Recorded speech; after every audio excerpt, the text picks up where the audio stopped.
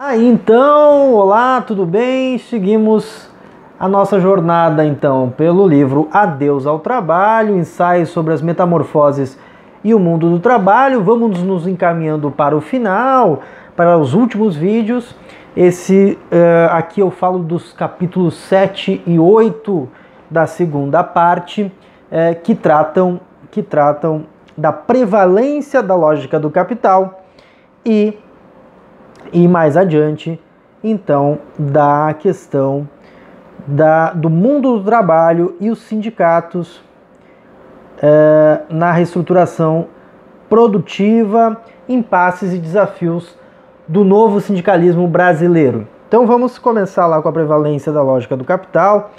O autor trata a derrocada da União Soviética, negando que a União Soviética seja uma experiência socialista. Ele nega essa premissa e ele afirma que a União Soviética negou os elementos fundantes do marxismo, o fato dele ser um país atrasado, que não conseguiu repercutir no conjunto do Ocidente a revolução, fez com que a União Soviética, mesmo não sendo capitalista pós-17, ela fosse comandada pela lógica do capital de produção de mercadorias. Ele fala: a tentativa de transição socialista intentada neste século XX não foi capaz de quebrar o centro hegemônico do capitalismo e, a partir daí, iniciar efetivamente a desmontagem da lógica do capital. Ele vai afirmar também que as sociedades soviéticas pós-16 foram anticapitalistas nacionalmente, sem romper com a lógica histórico-mundial do capital.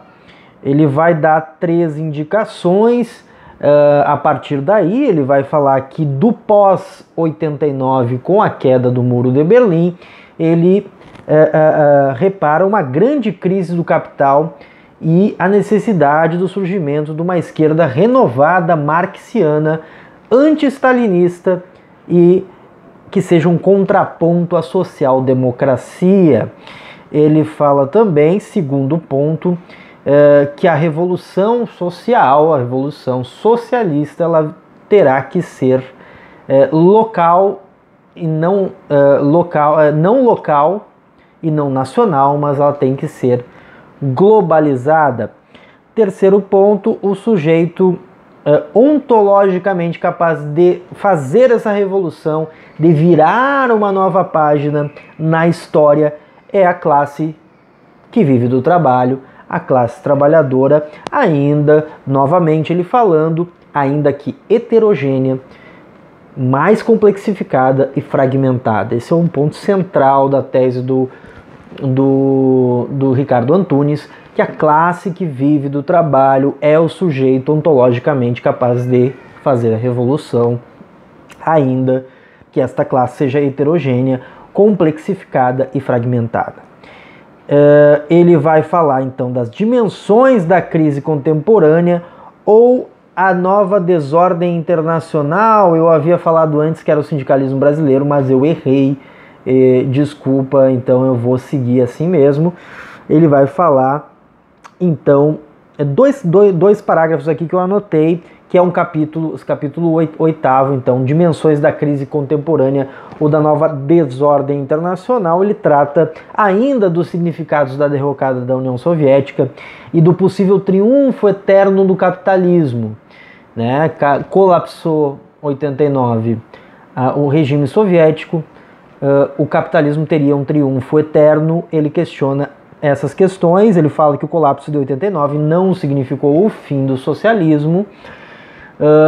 Ele caracteriza a União Soviética como, apesar de traços internos anticapitalistas, com a eliminação da propriedade privada, do lucro e da mais-valia acumulados privadamente, a lógica mundializada do capital e do mercado acabaram por sufocar este país, estes países da União Soviética pós-capitalistas que viveram ou vivem um processo de regressão ao capitalismo. Então acabou o capital por vencer nessa forma.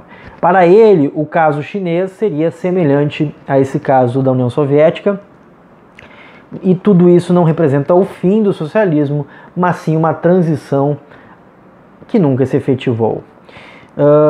Ok, isso também ele vai falar que outra mistificação é a apologia do capitalismo eterno, que o capitalismo teria triunfado e seria então alçado a uma condição de regime, portanto, eterno. Ele repudia isso e fala que a crise do capitalismo avança agora para os países do centro do capitalismo.